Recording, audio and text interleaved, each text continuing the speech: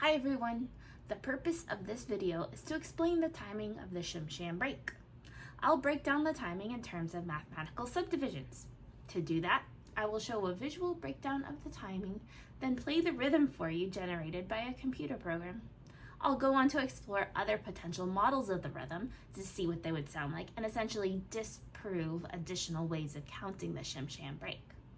There are different ways to do the standard Shim Sham break. Some people do heels, some do hops, some jump in and out at the end, some do 2 stamps. I'm going to use heels and 2 stamps at the end. Before I model the break, I would like to point out some assumptions or things that seem obvious to me about the rhythm. First, the first 3 sounds are on downbeats. Second, the last 3 sounds are on downbeats. Third, the first step to heel and the second step to heel have the same amount of time between them. And fourth, the first heel to step and the second heel to step have the same amount of time between them. Here is a visual breakdown of the Shim Sham break. I've written it out with numbers on the quarter notes and a plus sign that I will call and halfway between each quarter note. So we have 4 and 1 and 2 and 3 and 4 and 1 and 2 and 3, with our rhythm being 4, 1, 2, 3, and 1, 2, 3. Let's play that with the program.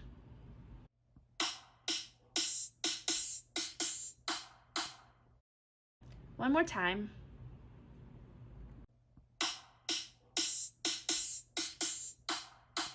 This is what I believe to be the correct timing of the Shim Sham break. That said, in this model we're using 1/8 notes. My instinct as a tap dancer is that we should be using triplet notes because we are jazz and this is the Shim Sham and the Shim Sham swings. But we followed all the rules and assumptions in this version and it sounded right. If you choose to keep watching, I'm going to answer the question, could we follow the assumptions using triplet notes rather than 1/8 notes? In this model, I've written out triplet subdivisions. 4 and a 1 and a 2 and a 3 and a 4 and a 1 and a 2 and a 3.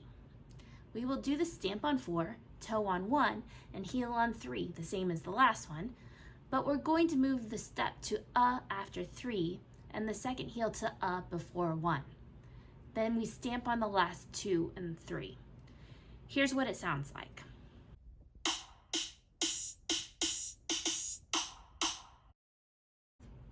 And we'll listen again.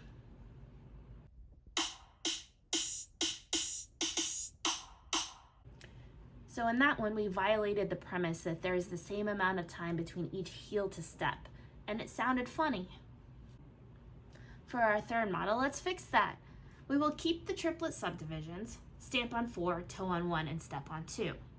We're going to move the first heel to be on the and after 3 though, and that will give us the same spacing between each heel to step.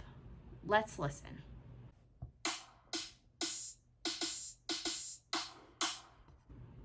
And listen again.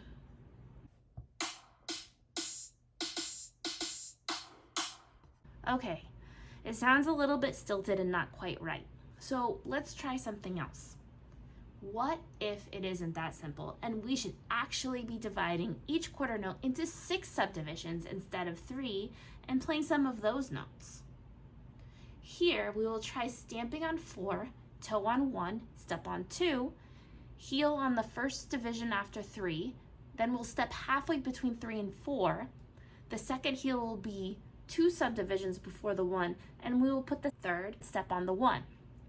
In this case, we have the same amount of time between each step to heel and each heel to step, and we're working with triplet divisions of a sort. Let's listen to it.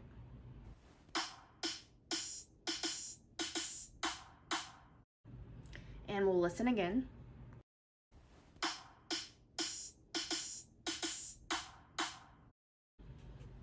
Still stilted sounding. Let's keep going and try something else. What if we tried spacing it out with 16th notes? Because why not?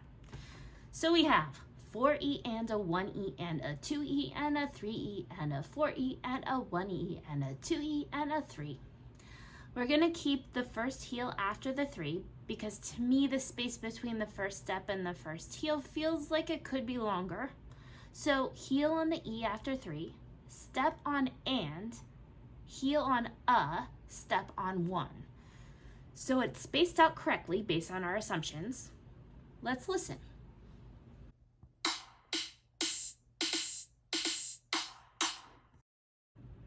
And we'll listen again.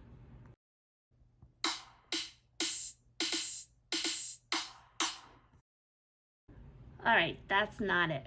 Let's keep trying things. We will go back to the triplet divisions and jump off of version 2.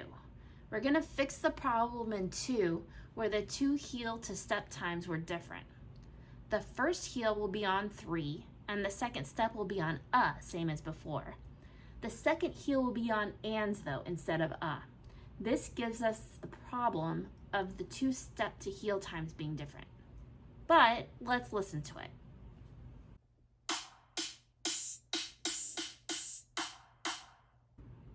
And listen again.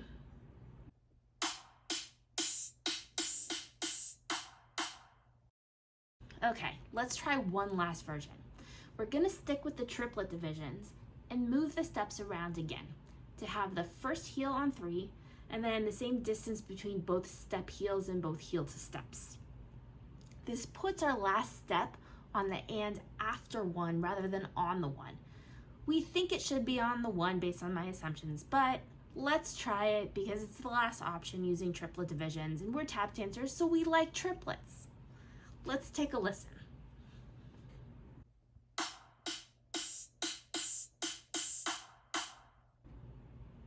One more time.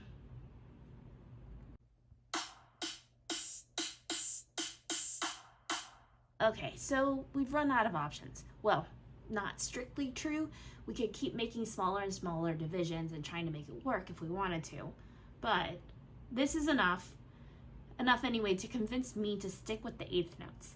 Let's listen to the correct version one last time.